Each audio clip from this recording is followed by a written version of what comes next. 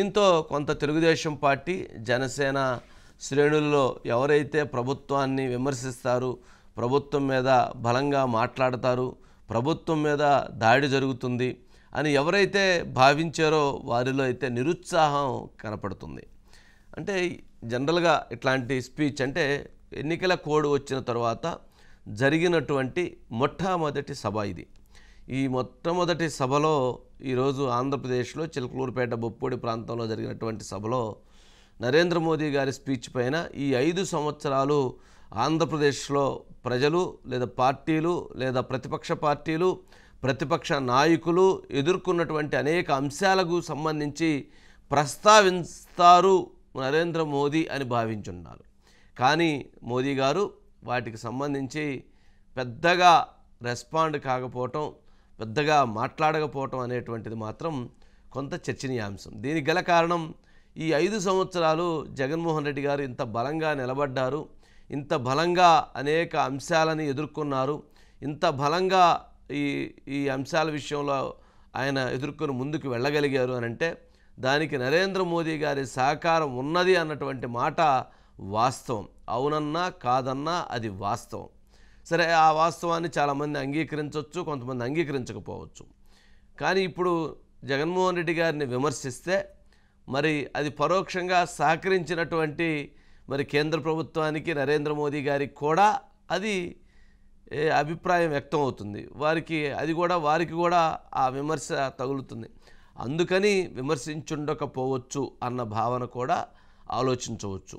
సరే, ఏదేమైనప్పటికీ ఇప్పుడు ఎన్డీఏ కూటమి గెలవటం అన్నటువంటిది ముఖ్యం, వారి ముందున్నటువంటి లక్ష్యం.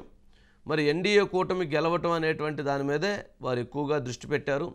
11 యూనివర్సిటీలని ఆంధ్రప్రదేశ్కి అందించాము 2014 నుంచి 19 వరకు. అదేవిధంగా ఆంధ్రప్రదేశ్ అభివృద్ధిలో అత్యంత కీలక భాగస్వామ్యంగా ఉన్నాము అని చెప్పని వారు తెలియజేశారు. సరే, ఇతర అంశాల గురించి కూడా వారు చాలా మాట్లాడతారు అని భావించారు, కానీ పెద్దగా వారు దానిపైన రెస్పాండ్ కాలేదు. సరే, అమరావతి అంశం గురించి మాట్లాడతారు అని భావించారు, అది పెద్దగా రెస్పాండ్ కాలేదు.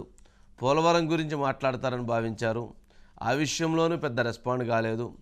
అట్లాగే ప్రత్యేక హోదా గురించి మాట్లాడతారు అనేటువంటి నమ్మకం లేదు. కానీ సరే, దానికి సంబంధించి ఏదైనా ఒక అనౌన్స్మెంట్ ఇస్తారేమో ప్యాకేజ్ విషయంలో కానీ లేక ఇతర విషయాల్లో కానీ అనేది కూడా భావించారు, అది రెస్పాండ్ కాలేదు.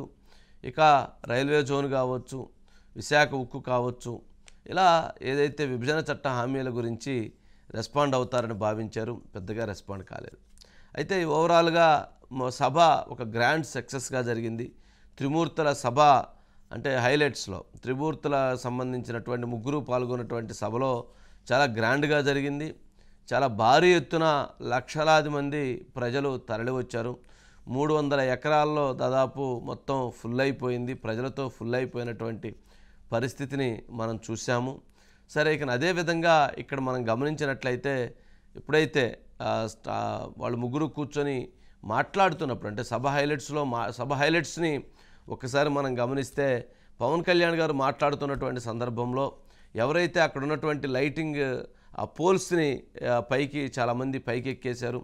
ఎక్కిన వెంటనే అది గమనించినటువంటి మోదీ గారు ఆ పవన్ కళ్యాణ్ గారి దగ్గరికి వెళ్ళి పవన్ అని చెప్పిన ఒక్క నిమిషం ఆపి అక్కడ ఉన్నటువంటి వారందరినీ కూడా ఆ పోల్స్ ఎక్కినటువంటి వారిని దిగమని వారందరినీ సూచించారు, రిక్వెస్ట్ చేసి ఆడ పవర్ సప్లై వస్తుంది, లేనిపోతే ప్రమాదం జరిగిద్ది, అలా ఎక్కడం ఇబ్బందికరమైన అంశం, మీరందరూ దిగండి అని చెప్పిన వారందరినీ దించారు.